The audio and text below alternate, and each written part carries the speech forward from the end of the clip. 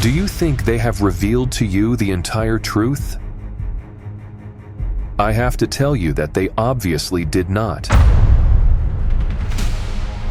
They have the power of knowledge. They know what happened in our past, and by knowing, they keep you ignorant because they have their own interests. But I'm here to bring you the light of knowledge and to take you out of this jail of ignorance they have put you in. Not because I have a special power, no. What I do have is information and knowledge. And this is what I will give, and this is what they fear the most. Because once you know the truth, you become a lighthouse to burn the world with the truth.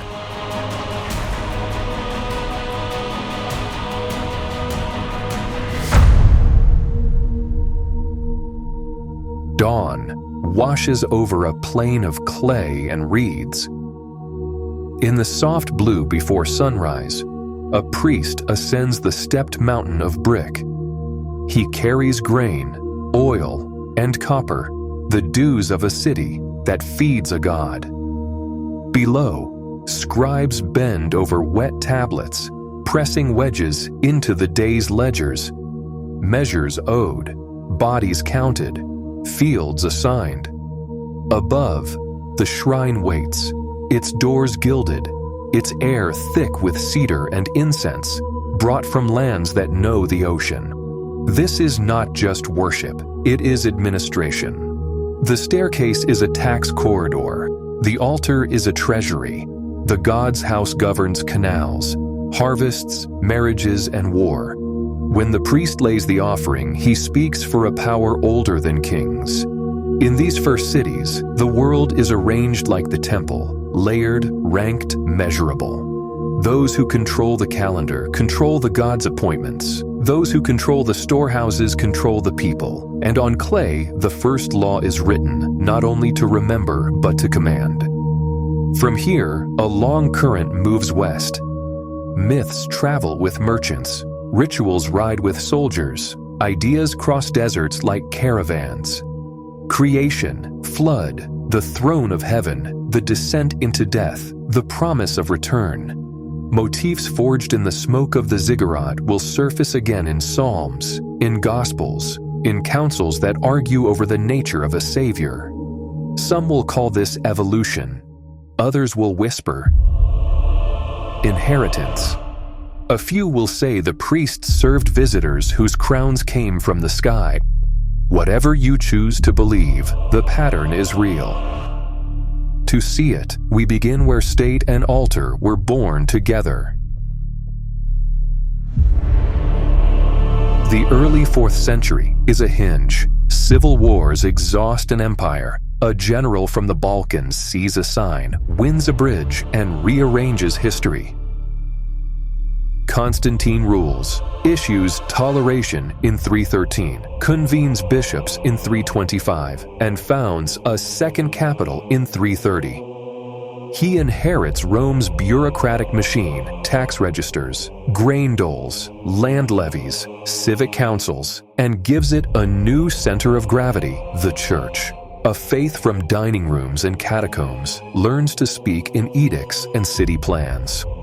Nearly 3 centuries have passed since the death of Jesus of Nazareth under Pontius Pilate.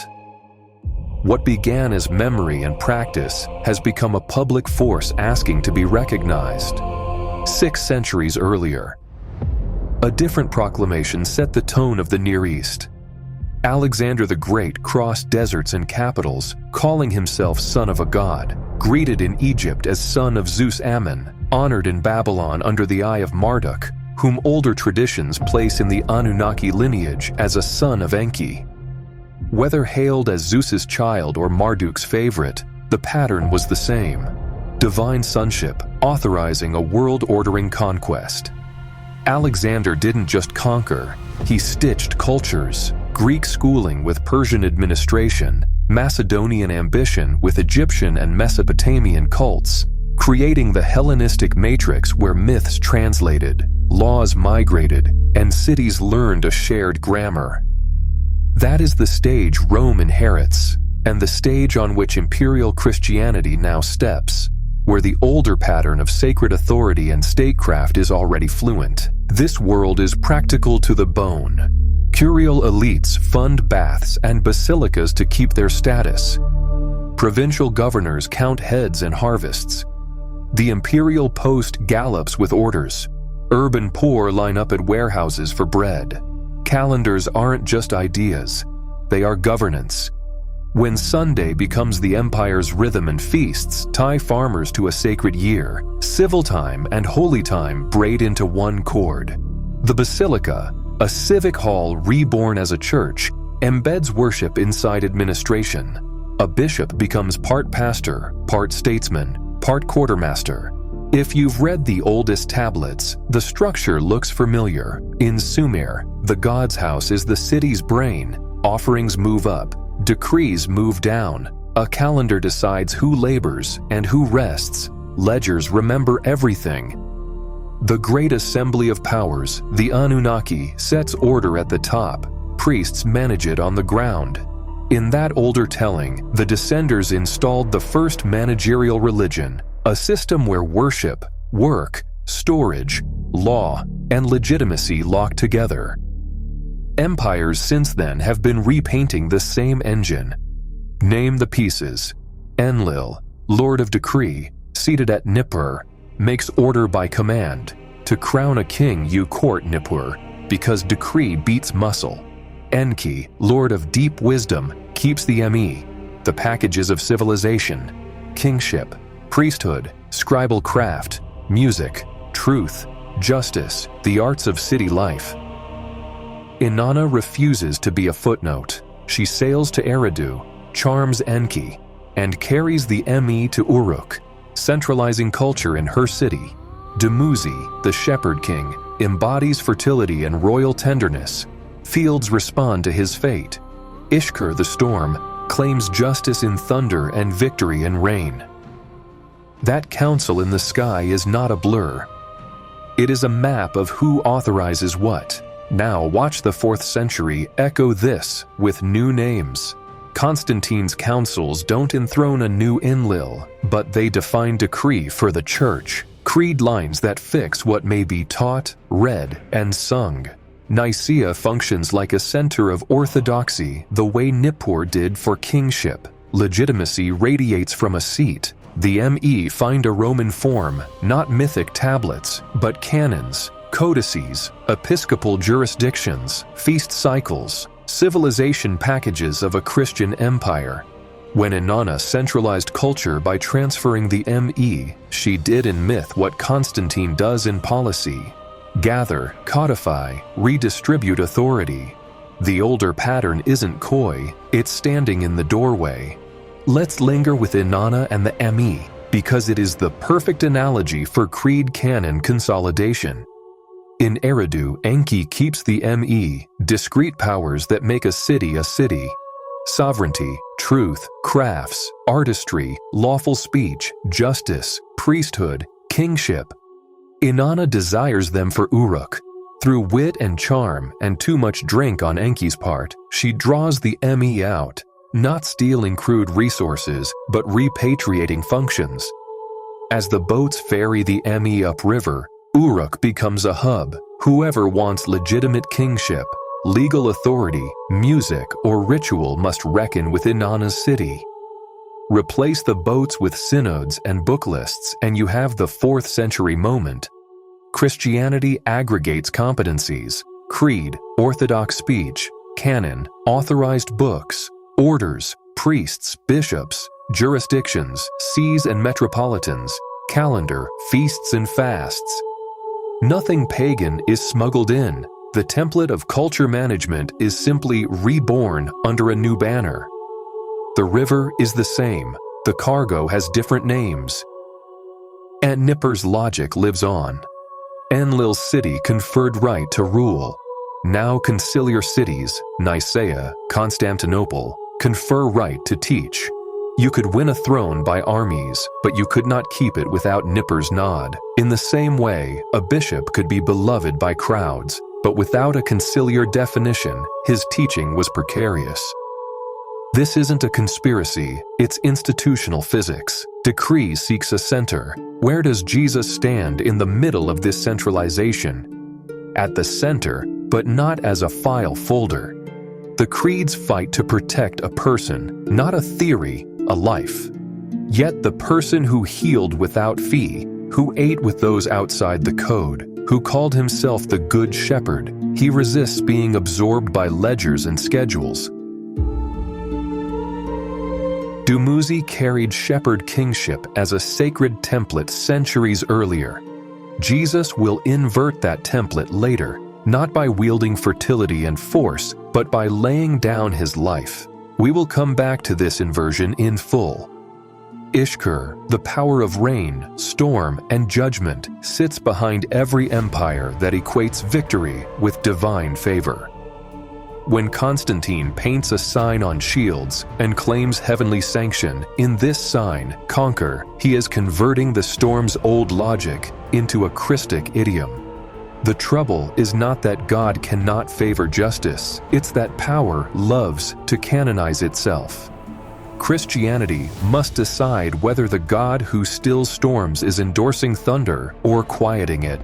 In Sumer and Babylon, polytheism is the heir. Many gods with specialties, cities with patrons, councils with rank. Israel's path is not a simple leap from many gods to one. It moves through loyalty to Yahweh above the rest, then toward exclusive devotion, and finally into strict monotheism in the Second Temple period. By Constantine's day, that monotheism is non-negotiable, and Nicaea intensifies it by clarifying who Jesus is in relation to the One. The empire adopts not a god, but God, and then must learn what it means to answer a single highest with a single system. Whether this is liberation or danger depends on whether the person remains brighter than the apparatus. Return to the Anunnaki for a moment. We won't whisper here. The Descenders installed the first managerial religion. That is the claim. They structured worship as administration.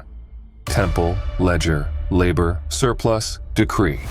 The late Roman Church doesn't copy their names. It recapitulates their structure. There is genius in it. Hospitals, alms, schools, order, and danger, gatekeeping, fear, capture of conscience. The older pattern is ambidextrous. It can bless and it can bind, and Enki still matters. Wisdom without decree generates poems. Decree without wisdom generates prisons. The Christian empire is healthiest when Enlil's decree and Enki's wisdom kiss, when truth serves life. Inanna's appetite for centralizing the ME warns every age. Collecting powers is efficient, but all centralization costs something at the edge. Dumuzi reminds rulers that shepherding means wounds, not merely harvests. Ishkur reminds judges that thunder is not the same as justice. Where is the Jesus line that keeps all this human? In the refusal to turn neighbors into units. In the insistence that mercy weighs more than sacrifice. In a shepherd who knows names before he counts numbers. In the promise that a kingdom can spread without a census. Call that mystical if you like. The old Hermetic teachers would simply say as above, so below, and then ask whether our below still resembles the above we preach. Creeds fix the sky, ledgers fix the ground. Between them, a new river starts to run. Gifts, tithes, endowments, mercy counted, salvation budgeted, memory archived. Follow that river. It widens into monasteries that clear forests, shrines that summon markets, and parishes that pulse like capillaries. Centuries pass, and the altar becomes more than a place of prayer. It becomes a hub for land, law, and memory. Monasteries tame forests and drain marshes. Abbeys guard libraries and granaries. Dioceses spread across the countryside like constellations. Pilgrims follow roads toward relics and shrines, while markets flare on holy days. Forgiveness itself is taught in the language of penance, offerings, and restitution. The sacred is not only believed, it is administered. Tithes shape the rhythm of life, not taxes in the modern sense, yet no less binding. 1/10 of grain, 1 lamb from 10, the first press of oil, the first cut of wool. What begins as gift for the altar becomes artery for redistribution. Alms, hospitals, dower funds, bridges, and roads to ease the pilgrim's journey. Money moves along lines of devotion. For many it is mercy. For others it is obligation sanctified. The doctrine behind the machine is stark. To proclaim one God is not only to pray, it is to centralize. Earlier ages remembered a world of rival patrons, where oaths were sworn to the Elohim of Abraham or the Elohim of Nahor. Moses himself demands to know which Elohim speaks with him, and only when a name, Yahweh, is given can allegiance be sealed. Even victory songs ask, "Who is like you among the Elohim?" Laws warn against going after other Elohim. These words make sense only if others were assumed to exist. Mainstream scholarship tells how this plurality compressed under fire. Exile and catastrophe hardened the claim. Besides me, there is no God. That compression became the medieval engine's fuel. One highest, one network, one calendar, one discipline. Heresy was not only bad teaching, it was disorder in the body of the realm. And yet, the older pattern peeks through. Ancient texts speak of divine councils, rival names, jealousies over allegiance, competitive jurisdictions remembered in sacred speech. In the Middle Ages, the rivalry is not between gods, but between sees and princes. Still, the choreography feels familiar. Decrees from the center, obedience at the edges, devotion counted and measured. Where does Jesus stand inside this consolidation? His words refuse to treat the divine name as password. He teaches relationship. In the Gospels, he prays to Pater, Father, and sometimes to Abba, the intimate word of home. He is proclaimed Logos, the Word made flesh, but he does not teach his followers to address the Tetragrammaton. The emphasis is not pronunciation, but relationship. Yehoshua, Yahweh is salvation, becomes Jesus. The Church hears this and begins to dispense salvation in tariffs and indulgences, measurable satisfactions. Yet his teaching pushes back. Mercy before meter, reconciliation before revenue. Whenever fear takes the pen, devotion slides toward transaction. Through the lens of the Anunnaki, the contrast sharpens. Enlil embodies decree and storm, punishment from above. Enki embodies cunning wisdom, healing, and the rescue that bends rules to keep life alive. Medieval parish life echoes that split. Preaching celebrates Jesus, healer and reconciler. Administration behaves like Enlil's storm, thunder in the pulpit, ledgers on the altar. Salvation as gift versus salvation as account. The empire baptized its storm, but a storm it remained. And still, the people needed bread and meaning. Pilgrimage turned labor into festival. Relics concentrated memory and hope. The mother and child watched over hearths and fields. This image had ancient cousins, Inanna enthroned with Dumuzi, the shepherd. The sacred marriage promising fertility and peace. Christianity reframed the throne for Mary and her son, yet the human psyche recognized the geometry, a queenly tenderness beside a royal hope. Symbols migrate, ethics decide what they will serve. Monasteries housed Europe's libraries, but they also guarded the gates. Scriptoria locked books, schools argued in Latin, authority moved by seals and signatures. One God became one grammar, and with it, one chain of custody for truth. The creed tended the flame, the bureaucracy tended the gate. If the ancients feared other gods, the medievals feared other readings, purity by procedure, conscience by calendar. Even the weather carried politics. In Mesopotamia, Ishkur ruled storm and victory. In Christendom, triumph in battle or relief from drought was still read as divine favor. Kings raised banners, bishops blessed campaigns, processions pleaded for rain. The church prayed for rulers and harvest. Rulers defended the church's rights.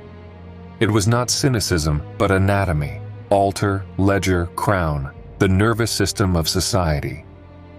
The only question was what kind of life it served. Inside that system, Jesus slipped past toll booths. He blessed the poor and called them treasure. He lifted reconciliation above sacrifice. He spoke as a shepherd who knew names before he counted numbers. His name bore the syllables of Yahweh, but his practice refused to turn grace into commodity.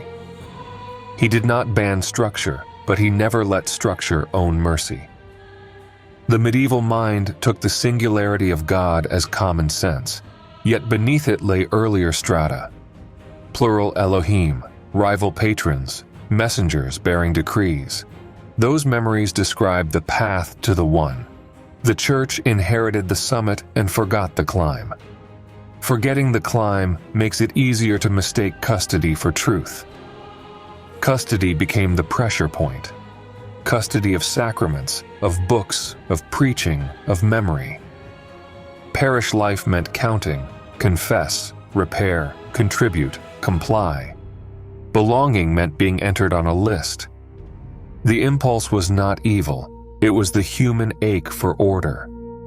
But order, loved too tightly, turns to ownership. And when ownership clutches the soul, fear grows clever. Here the older pattern flexed again. In Sumer, the Anunnaki councils built cities on worship and wheat. In Christendom, custodians of the One built nations on creed and calendar. The machine could shelter, the poor fed, the sick tended, roads laid. It could also discipline imagination, approved stories only, approved voices only, approved memories only. Knowledge, what to copy, what to erase, quietly became statecraft. And when fear and custody married, paperwork grew teeth. Lists became indexes. Advice became edicts. Care became surveillance. Questions were asked for the soul's sake and for the archive. When a civilization invests its soul in archives, guarding the archive becomes a form of statecraft. Lists begin to appear. Which books are permitted and which are forbidden. Which preachers are licensed and which are suspect. Which images heal and which corrupt. Heresy is no longer just a wrong idea. It is a breach in the dam that holds back chaos. The guardians build gates and then guard the guardians. Tribunals are not always dungeons. Many are desks. Questions are asked, testimonies taken, penances assigned. After the Fourth Lateran Council made private annual confession mandatory, the desk itself became a tool of governance. Sin catalogued, conscience routinized, satisfaction measured, a paperwork of the soul. What began as monastic discipline and Celtic penitential handbooks became a continental norm. By 1215, the rule bound every believer. Absolution and indulgence grew technical. Eternal penalty remitted, temporal penalty accounted, an economy of spiritual debt tracked with precision. The Inquisition professionalized this reflex. A preaching monk gathered intelligence against the Cathars. After his death, papal authority hardened the mechanism in the 1230s. The model scaled quickly. Arrival announced, witness lists compiled, preaching adjusted, examinations recorded. Manuals were written not only for confession, but also for preaching itself. Artes predicandi that turned the sermon into a regulated template. Even the pulpit began to move on rails. Then came the index. Local tribunals in Venice and Milan compiled forbidden lists by the 1550s.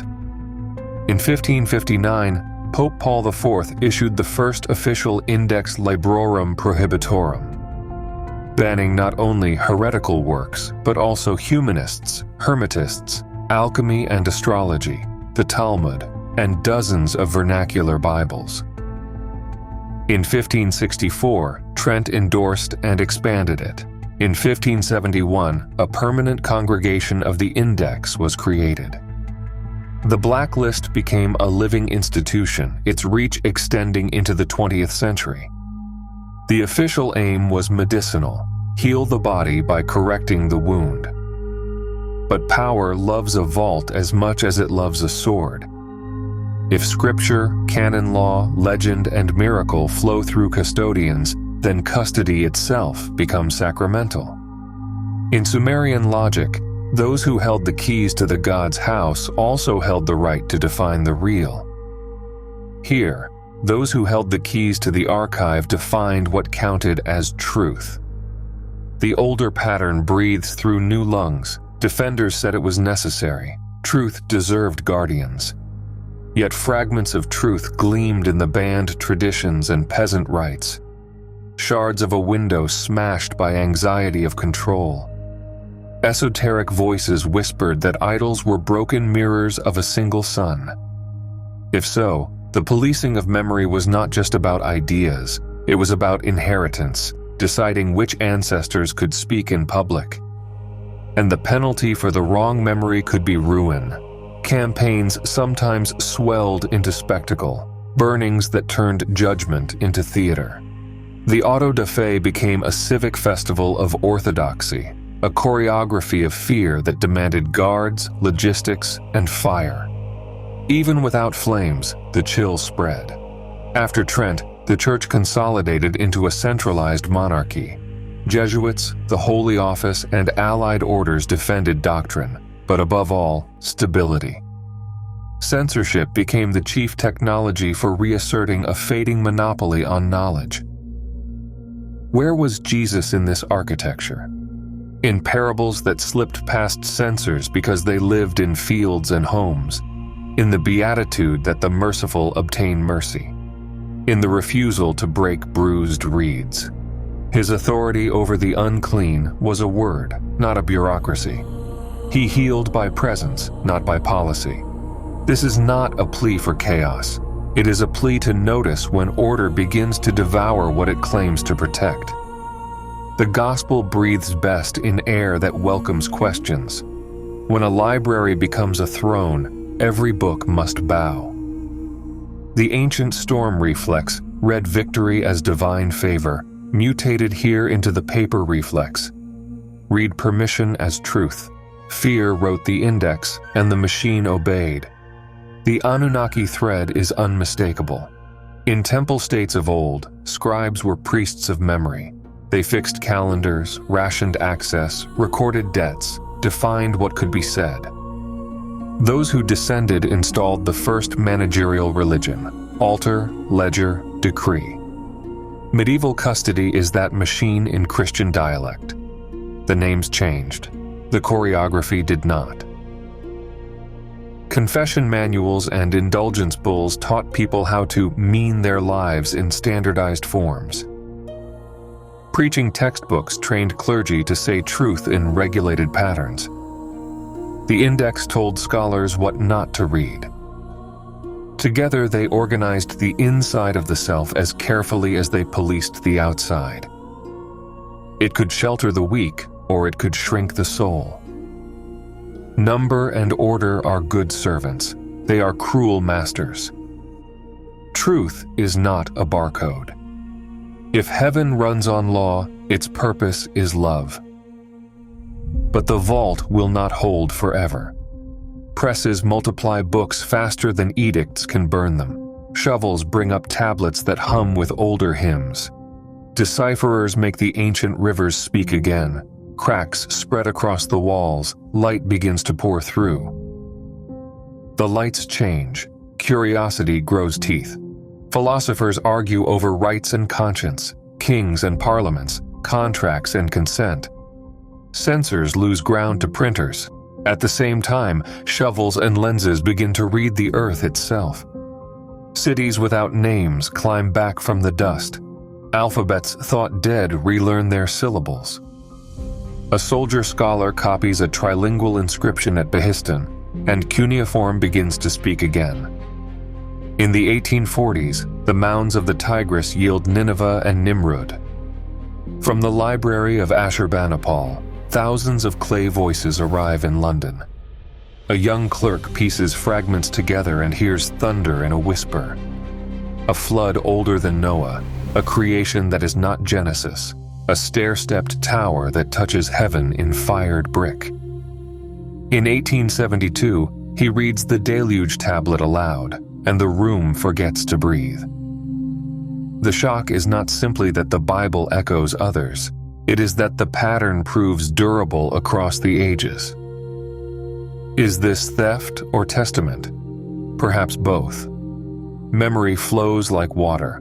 It takes the shape of each vessel and yet remains water. Early Mesopotamian texts describe gods as immanent, not wholly other, but dwelling in the same time-bound world as humans. They can be wounded, even destroyed, their distinction marked by powers they bear, divine decrees, abundance, splendor. A council can grant immortality to a flood survivor, Ziusudra, lifting him to life like a god while leaving him human, later traditions placing him in Dilmun, where the sun rises. The line between king and god blurs in this archive. Akkadian rulers like Naram Sin wear the horned crown of divinity and receive temples beside the great gods. Inscriptions present his deification as civic and celestial consensus. Rule is written in stone as political theology, legitimized as an extension of the divine council's will. Creation itself unfolds as genealogy and union, An and Ki, An with Ninhursag, thunder as seed. New gods born as the cosmos differentiates. Theogony precedes cosmology, rank precedes law. In this world, the rules of civilization, the ME, are portable powers, transmissible between cities and thrones. Later scholars mapping canon lists and feast cycles were only rediscovering an older logic. Order travels like charters. As fragments accumulate, the comparative method matures. Polytheisms are no longer dismissed as primitive relics or embryonic monotheisms. They are coherent systems of powers with their own logics of sacrifice, symbol, and myth. That shift allows Etymonanki, the house of the foundation of heaven and earth, to be read as a real ziggurat, not merely a moral tale of languages. The question becomes who ascends, how, and why, not whether the tower existed. Theories multiply. Some say religions share a skeleton because the psyche arrives with archetypes: king and mother, shepherd and healer, death and return. Others read divine names, Anu, Enlil, Enki, Inanna, Ishkur, as titles for real presences, ranked powers in council negotiating with cities and demanding order. A bolder stream argues that the first cities were taught, jump-started, by those who descended. In this telling, the Anunnaki shift from footnote to headline, not curiosities but engineers of temple states. You can bracket that claim or probe it, but the tablets confirm a deeper truth. Long before basilicas, worship was logistics, and law wore a halo. Even Jesus is re-examined in this light, not erased, but reframed. The historical core remains, a Jewish teacher, healer, provocateur, executed by Rome. Around him, halos glow with meanings as old as kingship and harvest, bread and wine, death and return. Call them myths if you must, better to say archetypes, shapes the human story insists on so truth can be recognized when it walks down dusty roads. And then the strange fit of signs and events. A star, foreigners reading the sky as scripture, a child marked before he could speak. Call it providence, coincidence, or what older teachers named correspondence. Modern depth psychology would call it synchronicity. Either way, the story refuses to be only document. It insists on being encounter. With spades and syllables, the monopoly on origins breaks. The church must share the stage with older singers, Sumerian city hymns, Akkadian flood laments, Babylonian enthronements. This need not humiliate, it can liberate. If the pattern is older than any single house, then every house can admit it and still keep its light. The tablets do not merely compete with Scripture, they contextualize it. In the Sumerian world, gods are larger-than-life agents in the same cosmos, not untouchable absolutes. That clarifies why stories of granted immortality or deified kings worked as ordinary politics of the sacred. What follows from this rediscovery? Gratitude, that the earth has returned our elders. Humility, that humanity participates in a pattern, not owns it. Discernment, to test which parts of the pattern heal and which parts cage. The best legacy of the Enlightenment is not disbelief, but responsible courage. To look, to test, to compare, to keep the good when old vaults open. The ground is reset, the archives speak. The next move is obvious: rewind. Step down from the ziggurat of modern certainty into the river cities where kingship descended, where ledgers were holy, and where those who came down taught fields and festivals to share the same. They arrive out of the sky and into the reed beds, staking command over water, wind, earth, and decree. The Anunnaki descend, and younger ranks take up the labor, dredging canals, piling embankments, hauling clay in the glare. When the burden becomes unbearable, a decision breaks the night. Clay is lifted from the wet edge of the world, a divine portion mingled in, breath spoken over the mold. Humanity is commissioned, built to serve, to build, to remember. In this memory, the Anunnaki are not symbols but visitors, engineers of life who switch on the first city system. From the first day, authority wears bricks. A god has a house. The house has a ledger. The ledger carries your name.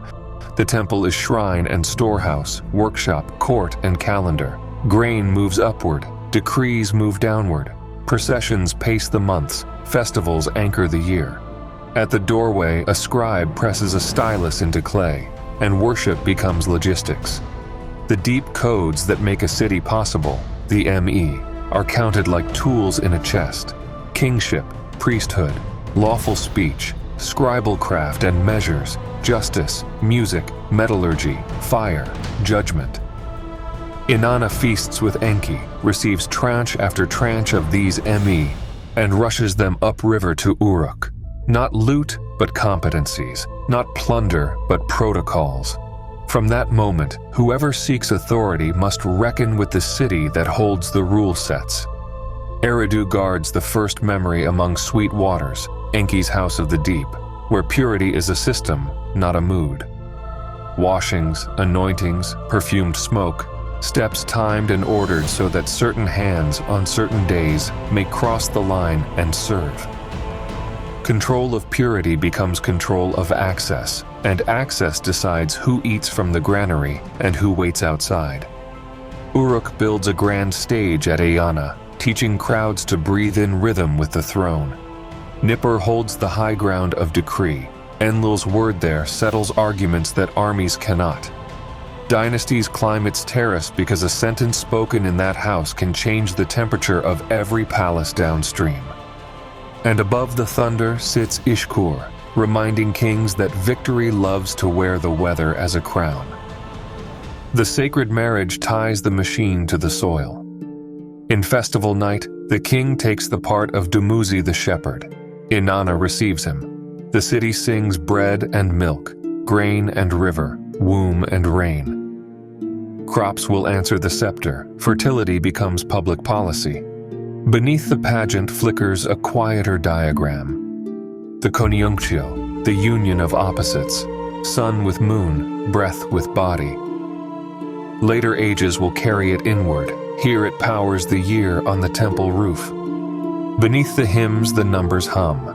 Rations of barley, measures of oil, brick counts and boat wages, each item sealed and dated by the deed name of a king. 6 sela in the morning, 2 shekels by evening, a shortfall of 720 bricks before flood season. The city's memory is not rumor. It is a room of tablets, each one a heartbeat of the machine. Time advances and the machine matures. Ur rises to a high tide of order, the third dynasty. Ur-Nammu lifts a stair into the sky, the terraced ziggurat, and proclaims justice in the land. Shulgi tunes the bureaucracy until it sings, standard weights and measures, messenger roads, schoolrooms that turn boys into scribes, the Bala rotation pulsing tax in kind across provinces. Year names fix memory to deeds. Seals and receipts track barley and copper, wool and workdays. Cult and court share a calendar so that prayer, payroll, and policy keep the same beat. What began as sacred intuition hardens into a system you can audit. Under the lunar face of Nana, Ur learns to live by the month. Lantern white, sickle thin, full and round, the god of the ziggurat counts nights and guides sowing. Below, granaries, workshops, and courtyards breathe in step with the terrace above. To be a citizen of Ur is to live under a priesthood skilled at making the sky practical. One household name travels beyond the floodplain: Abraham. Tradition roots him in Ur, a man who hears a call and walks away from familiar gods. Whether or not the street can be named, the setting is certain: a ziggurat under Nana's light, where the ME structure everyday life. Yahweh is not yet on his lips. That name arrives centuries later. In Abraham's world, allegiance shifts inside a sky already crowded with powers, the very sky the Anunnaki manage. The shapes born here echo forward. Temples double as treasuries and courts. Priesthoods gate access by purity and payment. Calendars turn devotion into schedule and schedule into law.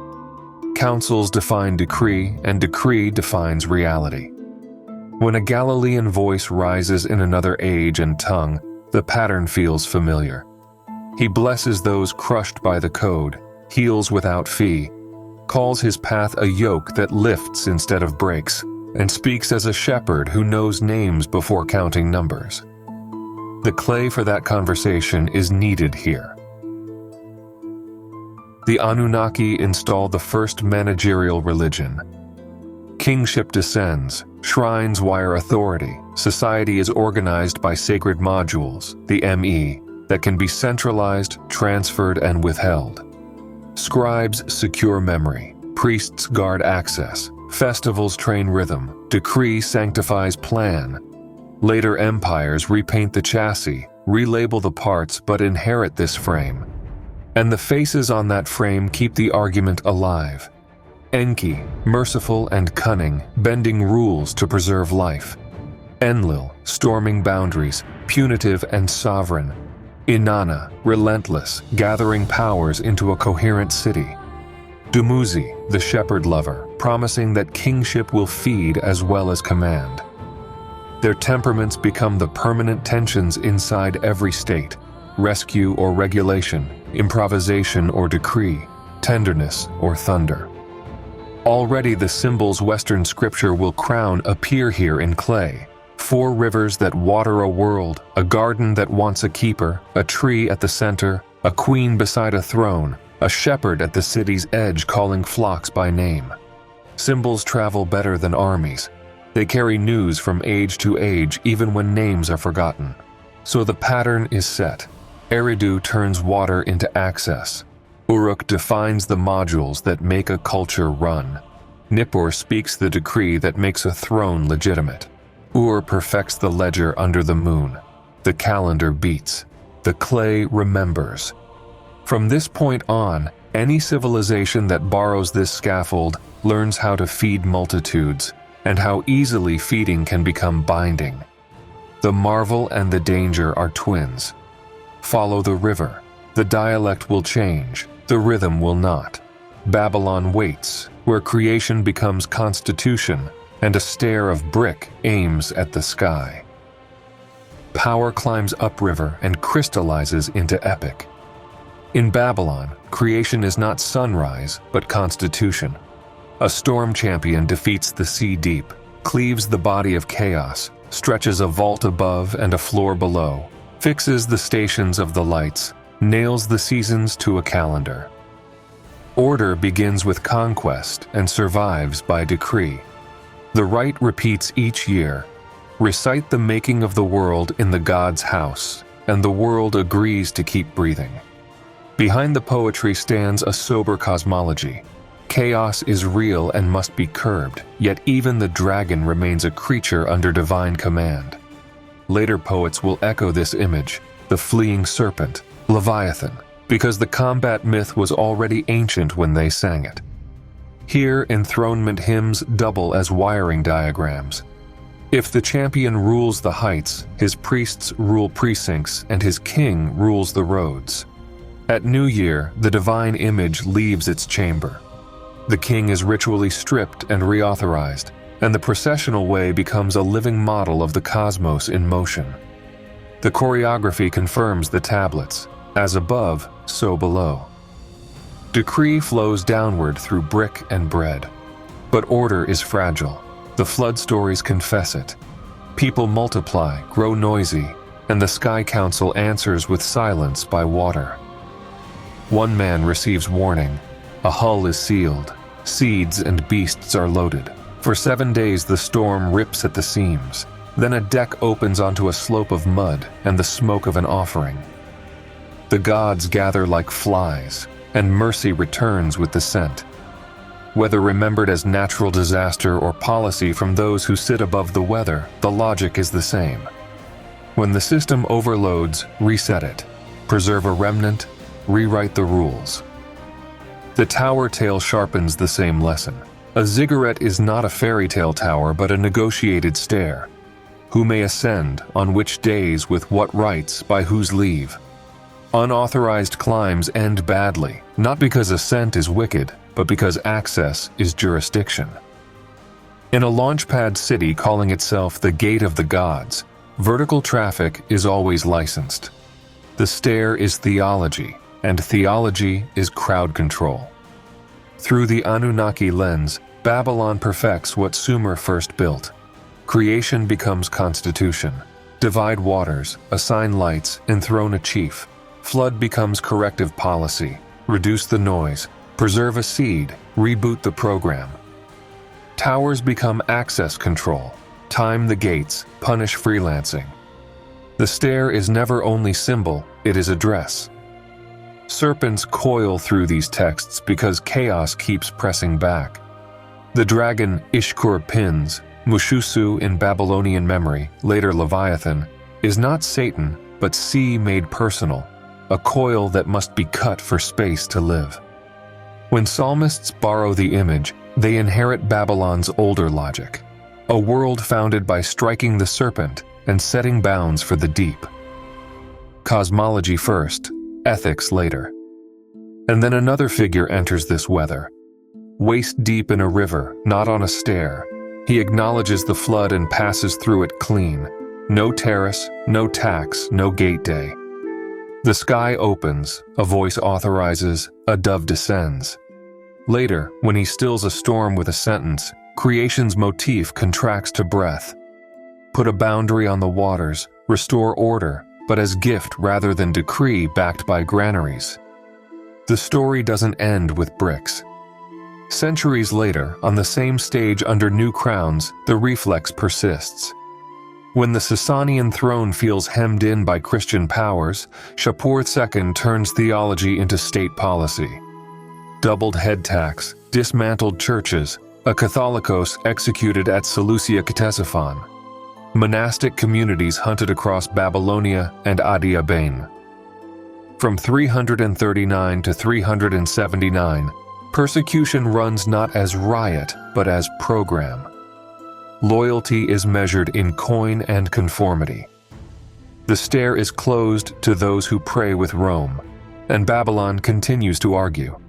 In the academies of the Bavli, rabbis living where processions once reset calendars push back against Marian devotion with sharp midrash, an edgy play on virgin birth and power.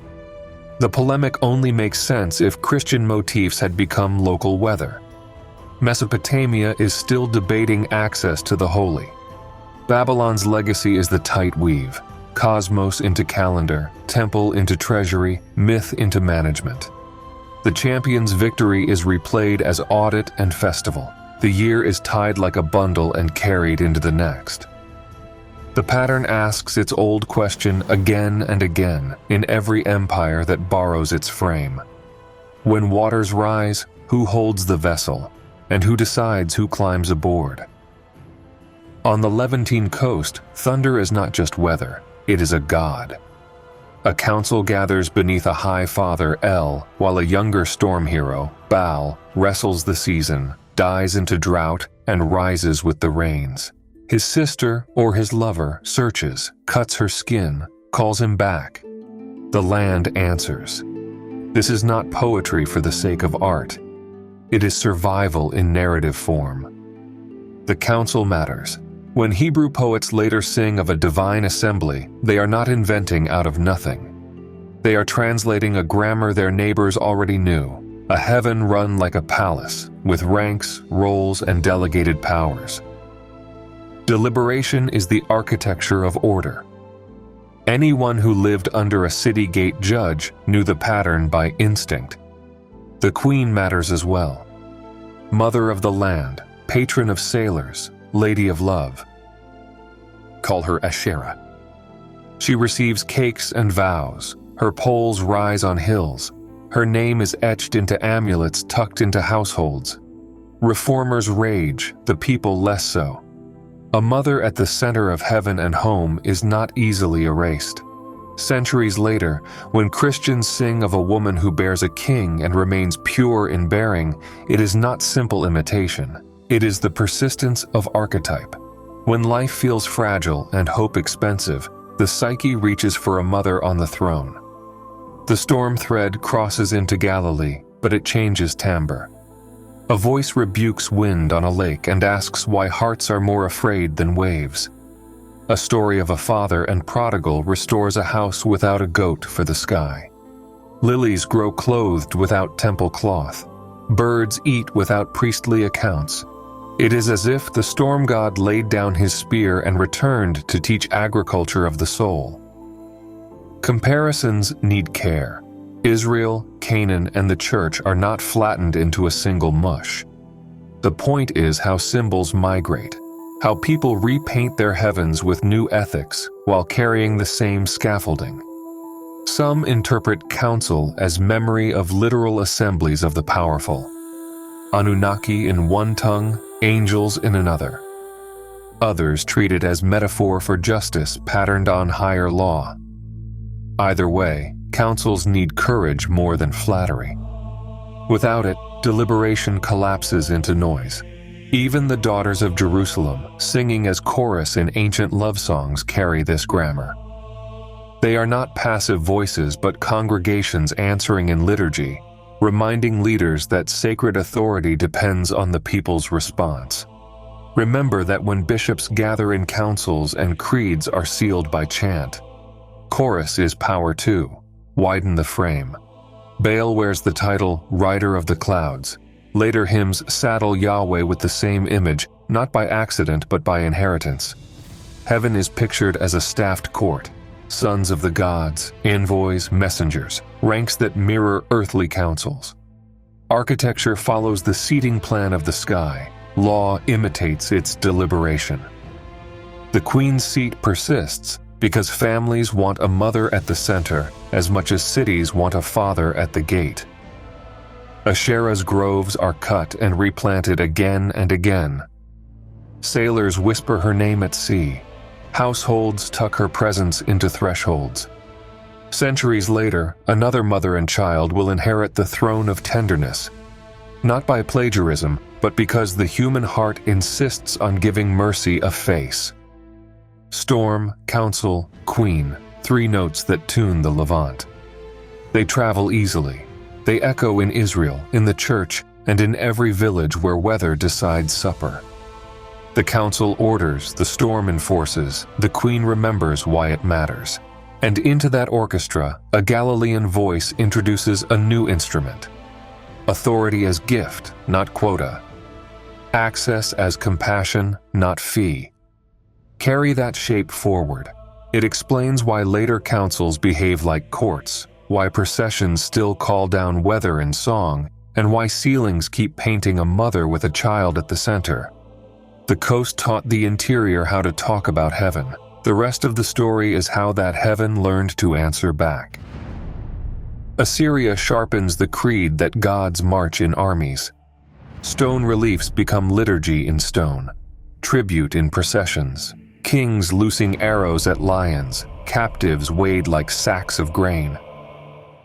Even the gate preaches, colossal guardians with wings of eagle, bodies of bull or lion, faces of men. Power is carved so deeply that you feel it before you enter the throne room. The state plants its emblem tree, the world tree, between kneeling figures, horned crowns and star rings repeating sevens, staff of order under heaven's canopy. Later prophets will dream of 4 living creatures, man, lion, ox, eagle, shapes already marching across Assyrian walls. Symbols travel, power keeps the luggage. Repetition turns ideology into theology. Some scholars pressed the claim that Assyrian kingship became a full gospel. Prophecy in Inanna's temple at Kalhu, the perfect man-king chosen by heaven, a cosmic tree linking sky to soil. Others warn the evidence is thin, but the desire is clear. Empire loved to picture its ruler as savior, purity certified by Mother Spirit, victory signed by branches and stars. Who defines holiness, the court or the stranger who refuses to bow?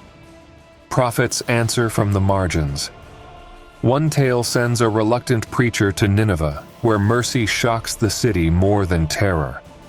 Centuries later, that city is the only sign a Galilean voice will offer. Not thunder, but repentance that averts disaster. In Sumer, kingship descends as decree. In Galilee, it descends as service. Same throne, different emblem. Stand again at Assyria's gate. The Lamassu, winged hybrids of bull, lion, eagle, man, can be read as monstrous guardians or, in bolder memory, as echoes of masters who once walked among men. Either way, the message holds. Passage is permission. No one enters power without crossing between powers. The older pattern endures. South and west, Egypt sings the state in another register.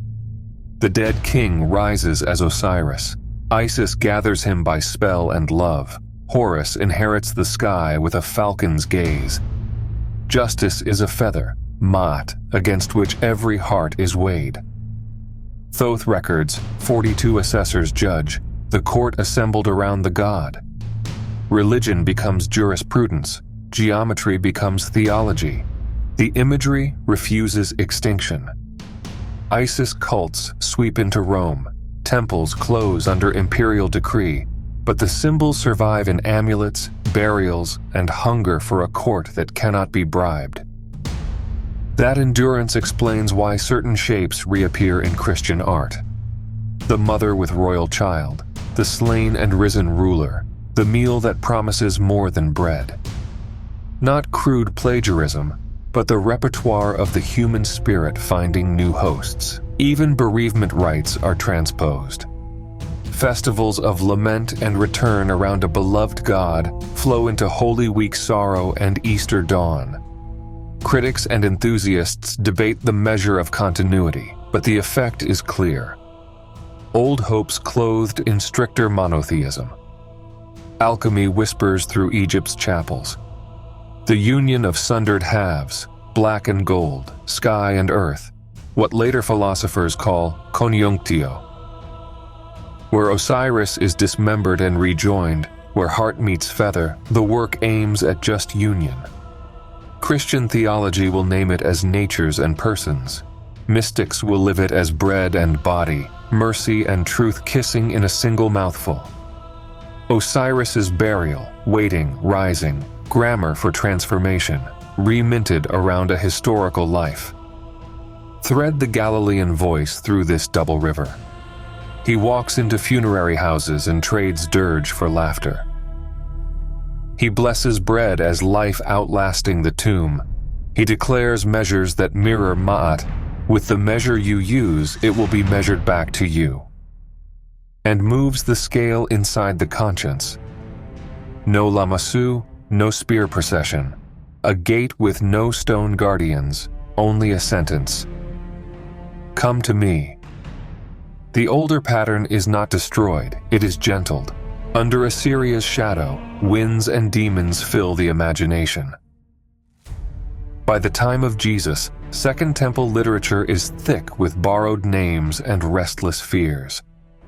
Exorcism in the Gospels speaks that language. Storms stilled, spirits named, lives restored, but reverses the empire's logic.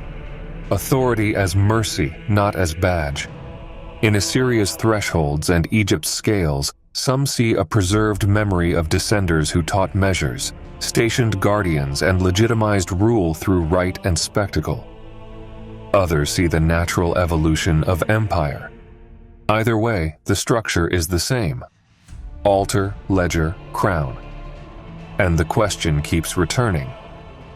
Who holds the scale? And what counts as weight? Persia enters next, ranking angels and drawing the war between truth and lie as cosmic policy. Hellenism adds logos to the air. Together they prepare the room into which a Galilean voice will soon speak. Between the last kings of the rivers and the first Caesars, roads stitch the map and ideas move faster than caravans. In Persia, teachers speak of a good lord opposed by the intelligence of the lie. History bends toward repair, a resurrection, a purifying fire, a world made new. Ministering powers, the Amatia Spentus, stand beside the High One, while an organized enemy opposes them. The struggle is cosmic and personal, recorded as if in a life book. The horizon ends not in despair but in restoration. The dead raised, wrong burned away like dross. Greek harbors hum with another current. Philosophers name logos as the reason that orders the cosmos, the breath that binds its parts, the providence that threads cause to consequence. Some call it living fire, becoming all things and gathering them back again.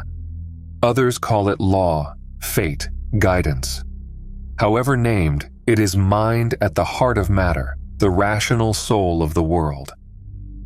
Now watch the currents mix. Under empire, peoples mingle, universal ideas travel easier than statues. Shared themes, judgment, reckoning, resurrection, become common speech across borders. Baptism, sacred meals, virgin births, the hope that truth will outlast thrones, not copy-paste, but memes before the word existed, carried by soldiers, merchants, exiles, dreamers. Inside later Judaism, the air thickens. Angelology sprouts hierarchies, nations with their princes, messengers of mercy, destroyers of judgment, watchers recording deeds. Heaven resembles a chancery, ministers, thrones, seals, an invisible bureaucracy that mirrors courts below. For some, it is the natural form of holiness in a world of kings. For others, it is the older pattern. Power imagined as a staff list, now concealed behind the veil. Demonology swells in parallel. Mesopotamian shadows migrate, wind spirits with names, a night figure called Lilith, sons of God turned adversaries. The devil hardens into shape as tradition tightens. By the time the Gospels open, the streets of imagination are already crowded with unclean spirits. Exorcism feels like public health. Meanwhile, Hellenistic Jews speak of wisdom and word, qualities of God-given agency, a bridge between transcendence and the world. In Alexandria, philosophy gives that bridge a Greek name. In the prologue of a gospel, the bridge becomes flesh. This is not Athens conquering Jerusalem, but Jerusalem picking up a tool the ports already knew. Empires accelerate the fusion. Roads, linguae francae, cosmopolitan towns. As populations move, shared faiths scale. One justice for many peoples, one high sovereignty for many tribes. Later, when Christianity claims the state, it travels highways universal cults had already paved. Official backing locks what circulation had already made possible. Where does Jesus stand in this invisible city? In a doorway with a line behind him. Fevers, fits, voices meet a word, not a registry. He speaks as if the center itself walked downstairs. Ask simply, forgive freely, don't barter with heaven. Against the administrative sky, a Mesha Spentus ranked here, demons tallied there. He moves with unbureaucratic mercy. That is a test any age can take. A quiet hermetic note lingers, as above, so below, but only if the above heals the below. If Logos is real, it should mend a neighbor. If angels exist, their glory is service, not titles. The best argument for heaven is a human being restored. Councils and ranks may be diluted memories of descenders, managers turned into messengers over centuries. Or perhaps it is simply human instinct to picture power with staff and file. Either way, by the time the story reaches Galilee, people expect fees and forms to reach the divine. What they find instead is a table. Jerusalem turns its year by a choreography of smoke and song. Dawn, a ram's horn cuts the chill. Coals brighten on the great altar. Priests in linen move like clockwork through gates and courts. Levites draw lots for psalms. Pilgrims climb the southern steps with lambs and first fruits. Purity reaches from birthbed to bread oven, from mikvah's cold stairs to the way a hand crosses a threshold. Holiness is proximity management. Who may come near, when, and how. And for most households, it is as practical as scales in the market and oil in the lamp. Rome's standard hangs above the rhythm. Herod the Great is dead, his kingdom carved among sons. Archelaus rules Judea briefly and fails. A census under a Roman governor sparks revolt in the north. Antipas governs Galilee and Perea from Tiberias, with builders' ambition and politicians' caution. Pilate will soon take the prefect's chair and learn Jerusalem's temper the hard way. Client kings, Roman law, temple factions, each vying for the soul of the land. The people are anxious, pious, stubbornly awake with hope. That hope has a name, Messiah, the Anointed. But the name does not fix the picture. For some, the Messiah is David reborn, breaking yokes, purifying the land, ruling the nations. For others, a priest cleansing the temple and resetting the calendar. For others still, a prophet like Moses or a son of man from Daniel's night visions, receiving dominion from the Ancient of Days. After Antiochus and Rome, apocalyptic speech thickens, judgment as court, mercy as decree, resurrection as reversal signed at the highest level. In Hellenistic neighborhoods, Greek talk of the immortal soul collides with older loyalty to bodily resurrection. The fault line shows in martyr tales. Some lean on resurrection, others quietly swap it for immortality. Inside the walls, the same question divides into three answers. Sadducees anchor holiness in the temple and the written Torah, suspicious of exegesis that sneaks resurrection into Moses, determined to keep the axis where Scripture sets it. Pharisees carry holiness outward, home and table washed into sanctity, tradition as a living school, a current that will outlast the stones. Essenes and kin step away altogether, forming communities with common goods and rigorous cleanness, guarding their books as if the last day were close enough to hear. The temple is both heart and brain, a spiritual center and an administrative machine. Tithes and vows braid devotion into logistics, a tenth for priests and poor, wood for fires, oil for lamps, flour for loaves. Neglect, older teachers warn, is fraud against God. Beneath the chant hums the ancient engine, offerings upward, decrees downward, calendars as obedience, ledgers as memory. The unseen mirrors the city's order. Angels are ranked like officers, princes set over nations, watchers recording deeds, destroyers carrying judgment. A healing word sounds like government from another world. Into this complexity, a child is born. Jewish by law and family, circumcised on the 8th day, carried to spring festivals, raised under a sky filled with promises and policemen. The Jesus who steps into baptism has grown up with David sung at every table, Isaiah read by lamplight, Rome's eagles glinting from the fortress. The question is not whether Messiah will come. It is which kind. He begins with a doorway theology, the kingdom close enough to touch. He eats with those who cannot keep up with the code. He touches what the code says will stain. He blesses children without sending them to the wash first. He honors Sabbath and feasts, yet places reconciliation above sacrifice, mercy above dues. He shifts the scale inside the conscience. The measure you use will be measured back to you. And lets forgiveness begin on the road to the altar. In a world expecting files and fees to reach heaven, he behaves as if the center has walked into the street. Crowds call him Rabbi, Prophet, Son of David. He works signs like compressed creation, storms rebuked, bread multiplied, bodies made whole, without levy or gate day. He speaks temple, but recenters holiness on face and table. For Pharisees, this democratization of purity can sound like welcome news. For Sadducees, like a threat to the place where God promised to dwell. For Zealots, like disappointment, no spears, no banner charge, no Rome undone. Why then did many not recognize him?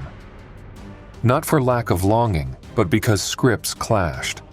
The national hope pictured a Davidic king reclaiming a throne, breaking imperial chains, purifying the temple by force, not with a day's scourge and sayings.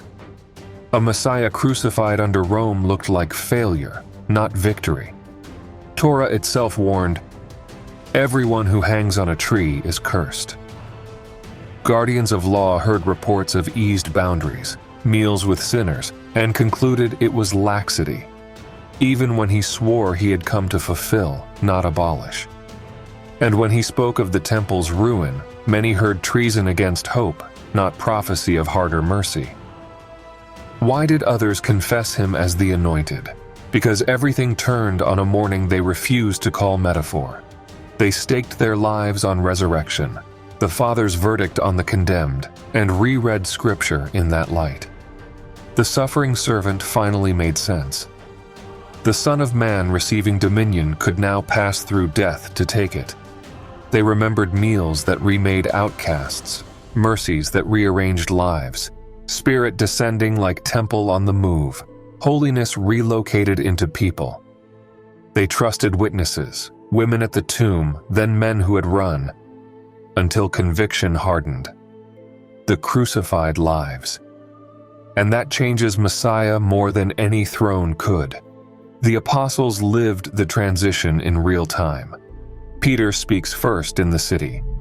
James, the Lord's brother, becomes Jerusalem's anchor. John preserves signs and love. Paul storms in from the opposite camp and argues a surprise. If the crucified lives, Gentiles can share Israel's promise without Israel's yoke. Faith and spirit mark the new citizens.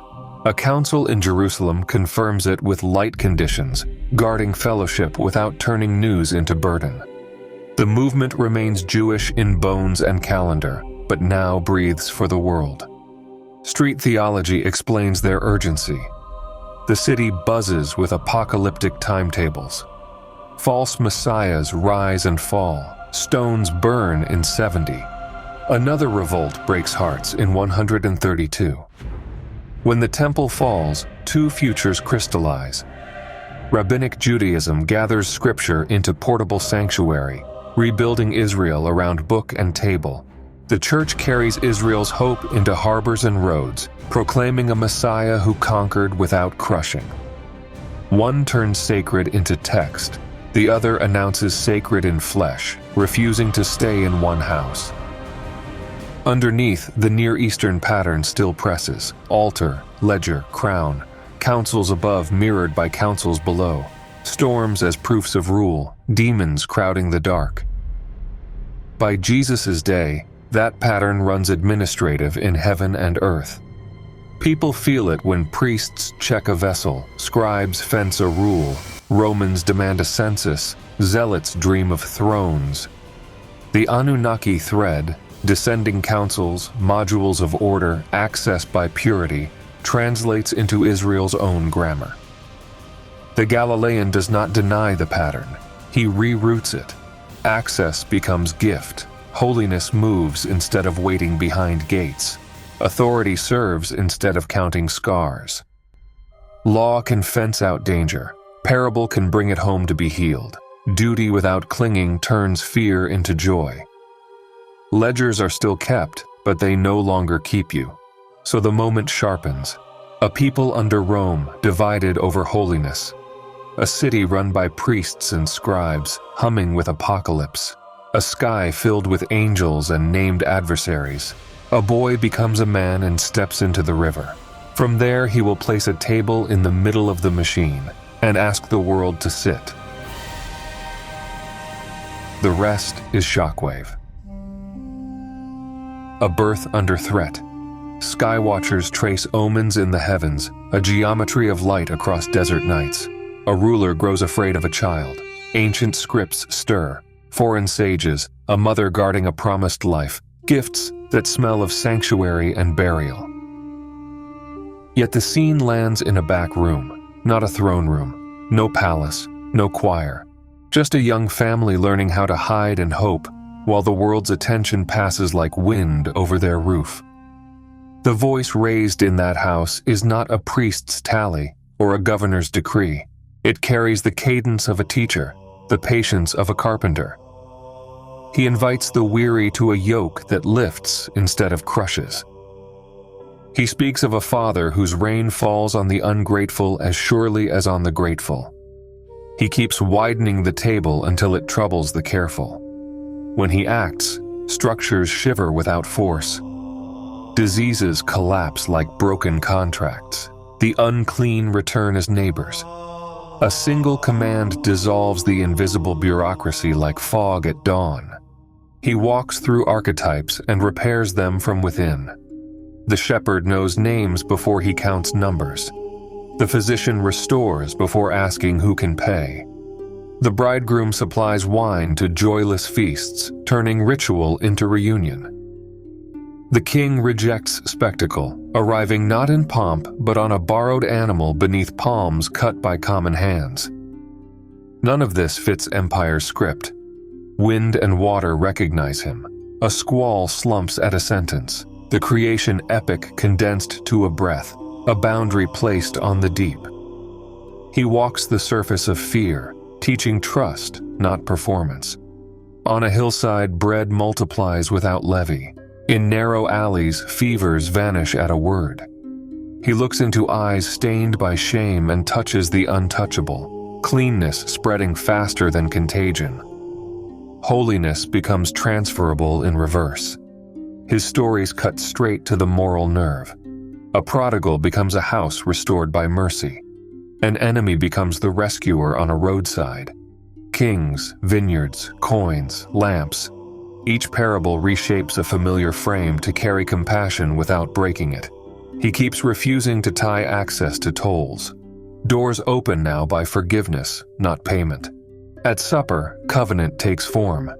He does not enthrone himself with salute or trumpet. He kneels and washes feet. Bread in his hand becomes himself, poured out to make enemies kin. A cup circles traitors and cowards and calls them brothers anyway. In a garden, he faces the oldest test, duty without clutching outcomes. He chooses fidelity over force, walking forward unarmed. What sages called detachment from fear turns a cross into axis. Power answers as it always does. Hearings become theater.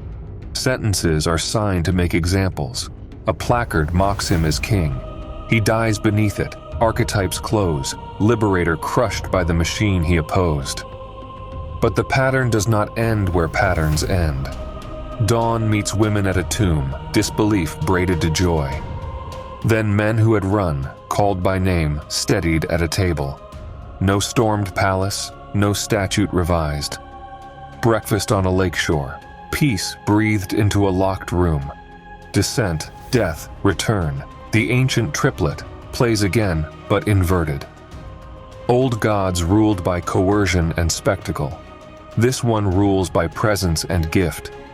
The world he enters is trained to picture heaven as a palace staff.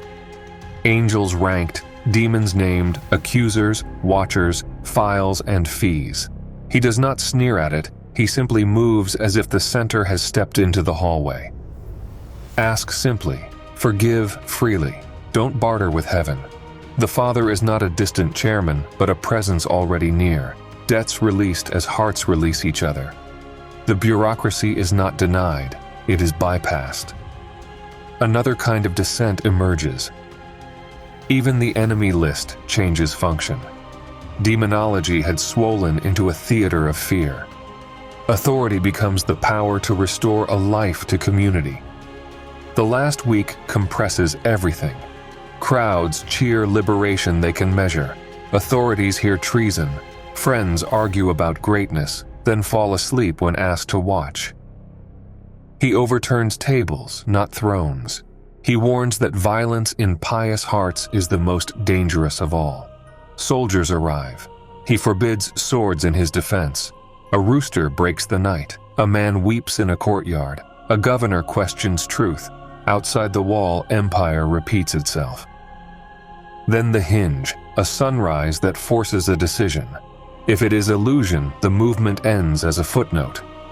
If it is judgment overturned inside a tomb, then kingship itself has changed definition.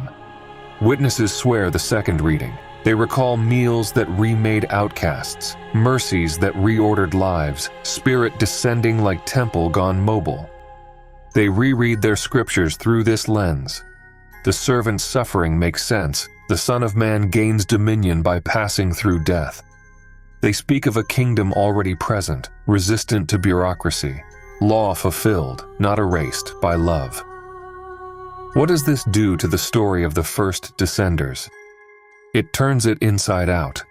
Managerial religion depended on gatekeeping, purity as ticket, payment as entry, schedules as belonging. He abolishes the toll road. Throne and threshold collapse into a single gesture, come. Authority is proven not when storms obey, but when enemies become family without force. The old machine, altar, ledger, crown, remains, but its engine is swapped. Presence instead of fear, gift instead of levy, father instead of file. The Gospels sketch transformation as their heartbeat. Alchemists once pictured lead turning to gold. Here the base metal is a heart that hoards, the gold a life broken and poured out for others. The grave has no power against that technology. By the close of the story's first page, the older pattern has been honored and overturned. There is still bread, calendar, song, and law, but the center has moved into a life that refuses to charge admission. The first managerial religion taught the world to feed multitudes, and how easily feeding becomes binding. This descent teaches how to feed without binding at all. The machine still hums in the background. The melody refuses to be reduced to its rhythm. A clay jar sleeps for centuries in the Egyptian desert. When it breaks, a library of silenced voices exhales into history. They speak in accents half familiar, of knowledge that heals, of a light that requires no license, of a teacher who steps into gardens and rooms to wake what sleeps. Their horizon is not a temple built of stone, but an interior sanctuary, not a pilgrimage across land, but an awakening of attention. Reading them is to remember that Christianity began as conversation before it became conquest. Why were they buried? Because truth under pressure fractures. One current fears chaos and prescribes standardization, creeds, catechisms, boundaries to prevent fraud.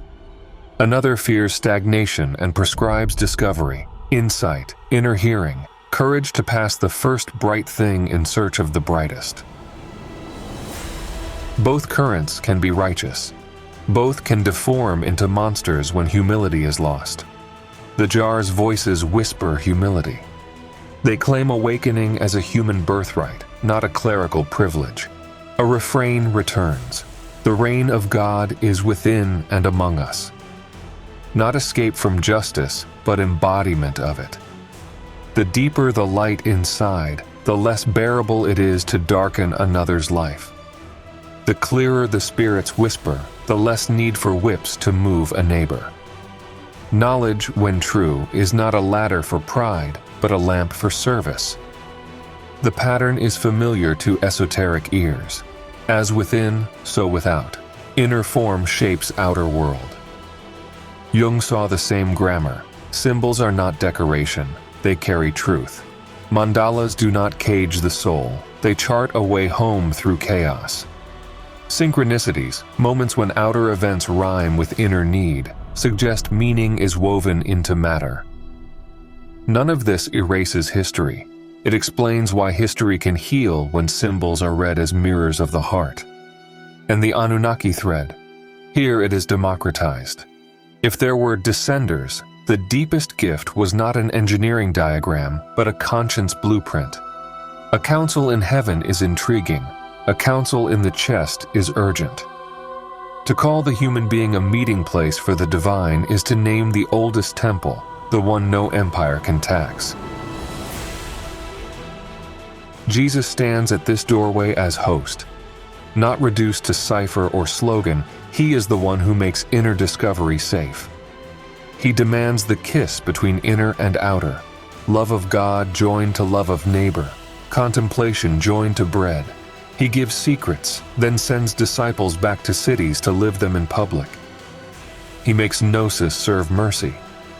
The jar shatters, the scrolls breathe, the chorus rises.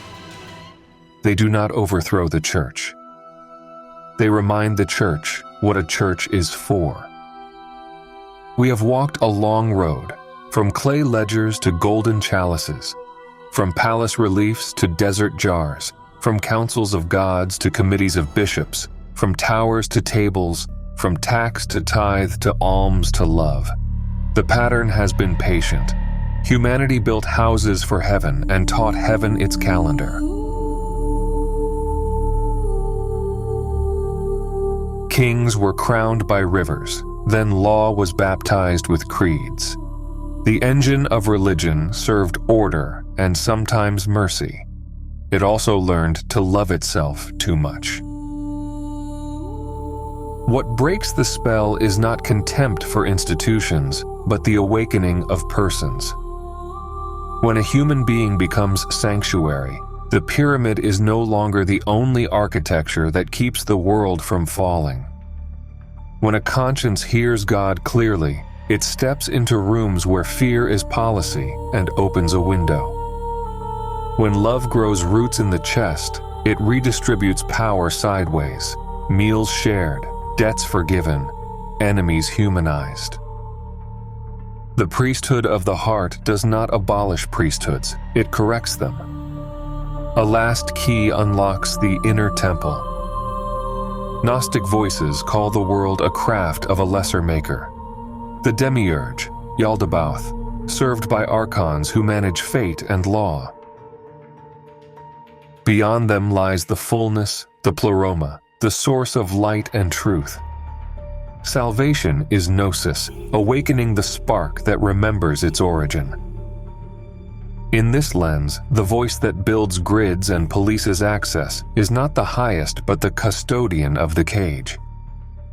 Placed against that mirror, Yahweh, at least as some texts read him, resembles the demiurge, jealous, punitive, a ruler who sanctifies conquest and curses, measuring obedience in fear. The Gospels reply with another register, a Jesus who reveals the highest beyond archons, who teaches mercy over sacrifice, forgiveness over tariffs, table over throne. Law is not discarded, it is fulfilled when returned to love. There is no need to flatter or curse the past, only to read it. Sumer showed that worship can organize a city. Babylon taught that creation is responsibility and that resets, whether by flood or repentance, are woven into moral climate. Canaan and Egypt proved symbols endure because they heal when tended. Persia and Greece planted the expectation of justice and the love of reason.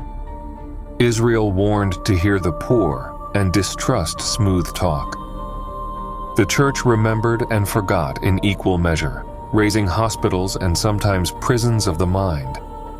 The desert jar whispered that the true pilgrimage is inward attention, and the carpenter turned it all into bread.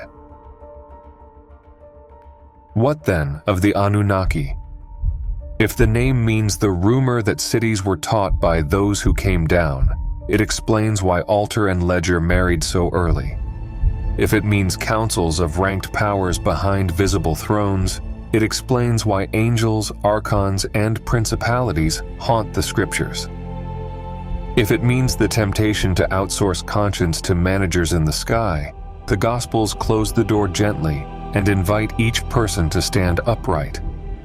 In a Gnostic reading, the descenders resemble the archons, engineers of order, tutors of civilization, custodians of the cage. Whatever descended has now been answered from within. The interface is a life awakened. And Jesus? He refuses to remain in any single chapter. He answers Sumer by walking past turnstiles. He answers Babylon by dividing chaos with mercy. He answers Assyria by refusing to win the world and losing hatred instead. He answers Persia by turning judgment into healing. He answers Greece by making the word a person who can be loved. He answers Jerusalem by becoming the temple that cannot fall. He answers the church by reminding it that his body is people before it is policy. He answers the desert jar by giving Gnosis a face and a task. In the Gnostic tongue, he is envoy of the highest, waking sparks inside the prison of law.